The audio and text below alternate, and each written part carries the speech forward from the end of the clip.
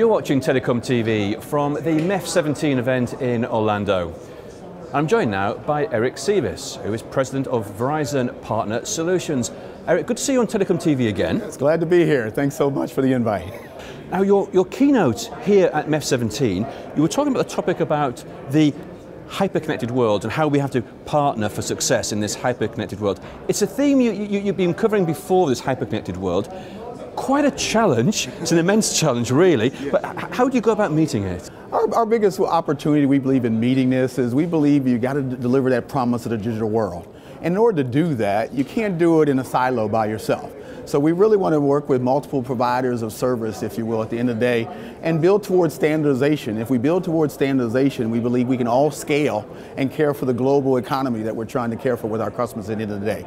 So once again, by having standards, working with MEF, everyone building to those standards, we feel we can get best practices and lesson learned and allow us to scale the hyper-connected world. So how does the MEF's new framework, the MEF 3.0, how will that help you? We believe that MEF 3.0 is a big enabler for this because it basically sets the stage for standards, interoperability, making certain that as we build, everyone's building to similar standardization and interoperability goals, particularly with the APIs, because now you're really getting those lifecycle service orchestration APIs that allow you to have the interfaces so that you can interface with your customers, be it our enterprise or our wholesale, any of the consumer business customers that we have out there. So does this lead on to the inter-carrier orchestration and this interconnection, the so-called East-West?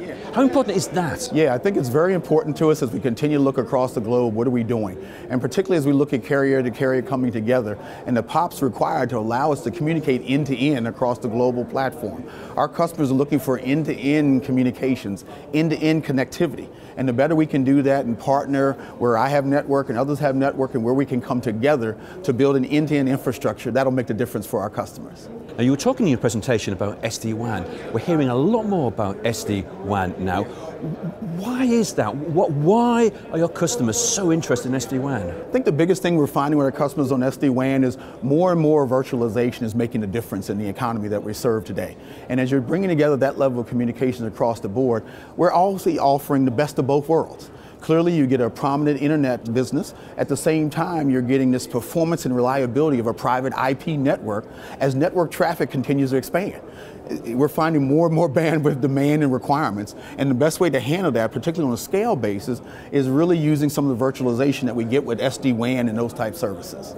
I hear a lot about SDN, and in your presentation you were talking about SDN as the enabler for the intelligent edge, big focus on the edge, and also more integration of SDN-based solutions. So, SDN is the real central glue to our future strategies? That's the way we look at it. Software-defined networking is kind of partner with NFV. We feel you set that stage for us because with that, you continue to support virtualization and be it not only in some of the traditional carrier Ethernet business, but beyond that, what are we doing to the point, SD-WAN?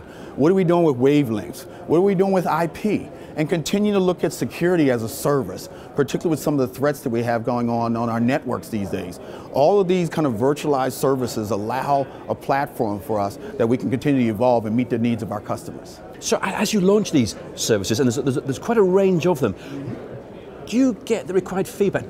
Do they enable you to better understand the needs of your customers? Yeah, we get good feedback from our customers. We use this term voice of the customer. And at the end of the day, we really want to have focus groups and understand that technology which I'm presenting, are they using the technology to allow them to do the scale that they're looking for? Because with that, we're cutting costs so that their operating costs are going down. At the same time that we're giving them the ability to scale their network and make sure it's interoperable for their end-to-end customer demands. You also mentioned in your keynote the need for a single portal interface between your wholesale customers. Is this something that the MEF can help with? We're definitely working with MEF directly on that. We think it's so important. Right now we're kind of calling it elastic e-access. It's basically that single portal way by which we can provide Ethernet end-to-end across multiple providers. If we can standardize across those requirements as we are presenting that in MEF, as we look at software-based controls and software-based solutions, we believe this elastic on-demand e-access is clearly going to be a future direction for us to scale. Now, our business is all about the customer. The customer is essential and at the end of the day. How do we provide the best possible experience? What is needed? Because we seem to be moving, as you say, from software defined, and at some point we're going to application defined, aren't we? No, we're finding, to your point, customer experience. I tell my folks every single day, if we haven't cared for the customer experience, none of the other things we're doing matters. And so we're really going through a phase of what I call customer experience transformation. How do we make ease of doing business? How do we provide self-service tools? How do we put single portals out there to make that an easy customer experience at the end of the day? We believe that's the differentiator and the value proposition that's going to make the difference for our customer. Ease of doing business, customer experience transformation, single portal access with standardized APIs that allow us to scale on behalf of our customers. Eric, a pleasure. Thank you for joining us on TelecomTV. So glad I could be here.